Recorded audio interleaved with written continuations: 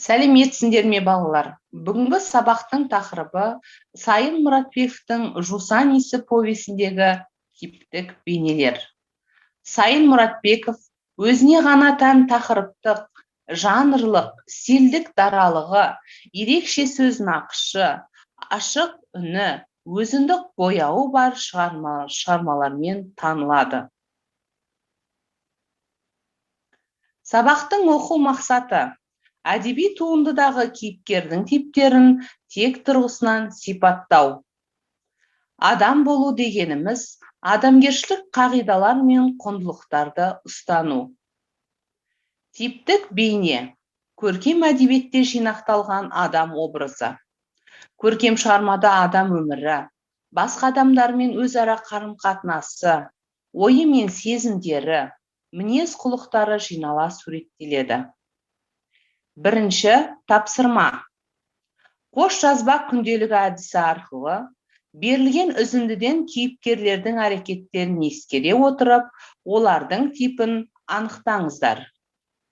Бірінші, Аянды ортаға алып, енді жайғасып отыра бергенімізде, есік ашылып, сыртқа Бапайдың кемпірі шықты да: «Үйбай, бетім-ай, бұд бүрлеген не десем, мыналар екен ғой, аулақ жүріңдер әрі, өй өңшең топырлаған немелер, онысы несей, тап терезенің түбіне кеп үймелегендері», деп қуып жіберді. Екінші, «Тырнағын қайсей мысық», деп қосымды аяғынан шалып қалды. Қосым жалп етіп ұшып түсті. Біраз жүргеннен кейін Есікбай оның басынан нұқып қалды. Жылап жіберген қосым тырнамақ боп ызақорлана ұмтылған. Есікбай оны ұзын қолымен тұмсықтата салып жіберді. Қосымның мұрнынан қан тірдектеп, бақырып үйіне кетті. Үшінші, Аян екеуміз бір партаға отырғанбыз. Бірінші күннен-ақ ол зеректігімен көзге түсті. Мұғалімнің тақтаға жазған әріптерін айна қатесіз қағазға түсіріп, тез жаттап алып жүрді. Төртінші, Аянды дәу табан керзі етігімен теуіп кеп жіберді. Аян қалпақша қалқып барып, анадай жерге түскен. Тұржан енді қолындағы қамшымен тулақты сабағандай көміп алды да, тағы да тептай келіп, бас демей, көз демей былшылдатып тебе берді. Әуелде құлындаған даусы шығып шырқырап, ағатайлап шыңғырған Аянның біраздан кейін үні өшті. Керзі етіктің астында жансыз заттай илектеніп жата берді. Балалар, 4 үзінді берілді. 4 үзіндіде қандай кейіпкерлер берілген? Кейіпкерлердің типтерін анықтап жазыңыздар.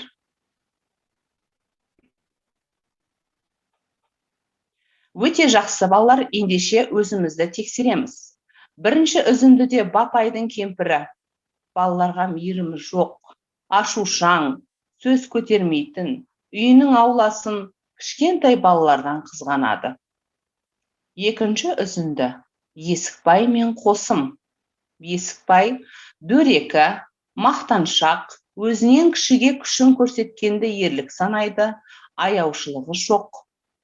Қосым ызақор, Есікбайдың алдында қауқарсыз, тез ызаланады, жылауық. Үшінші үзінді Аян қабілетті, зерек, қағылез бала. Ағасына деген сағынышы басым, талабы зор. Төртінші үзінді бригадир Тұржан. Қатыгез, мейірімсіз, дөрекі, кішкентай баланы аяусыз соққыға жықты.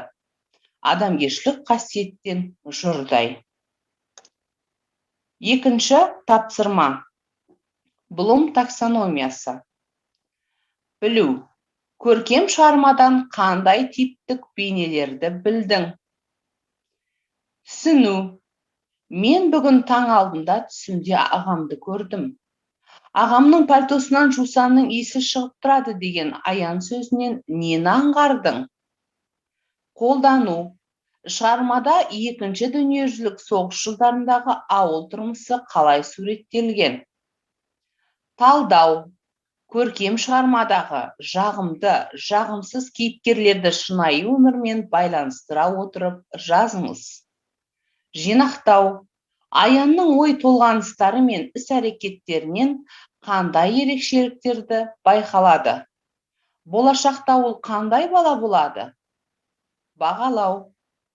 Қарағым, жолың болсын, жақсыдан қалған тұяқ ең, қайда жүрсең аман бол. Адам болсаң тауып келерсің әлі деген Бапайдың кемпірінің сөзінен нені ұқтың? Өз ойыңды дәлелде. Табыс тәсілі арқылы кері байланыс жүргізіңіздер. Бүгін мен нені білдім? Маған не қызық болды? Маған қай тапсырма қиын болды? Мен қандай екендігін түсіндім. Назарларыңызға рахмет.